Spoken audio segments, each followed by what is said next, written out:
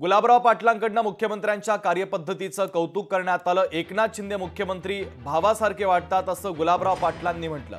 मुख्यमंत्री प्रत्येक कार्यकर्त्यांच्या आस्थेने विचारपूस करतात, वेळेप्रसंगी कान धरायला देखील कमी करत नाही असं गुलाबराव पाटलांनी म्हटलं।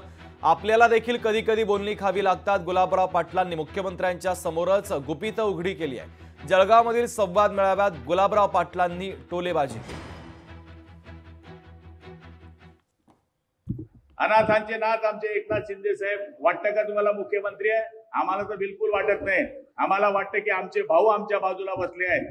असा मुख्यमंत्री आयुष्यामध्ये आम्ही कधी पाहिलेला नाही आणि कधी पाहणार सुद्धा नाही। याचं कारण एक सर्वसाधारण कार्यकर्त्याच्या पाठीवर हात फिरवणारा, वेळ पडला तर त्याला कानफट्यात पण मारणारा असा आमचा मुख्यमंत्री आहे।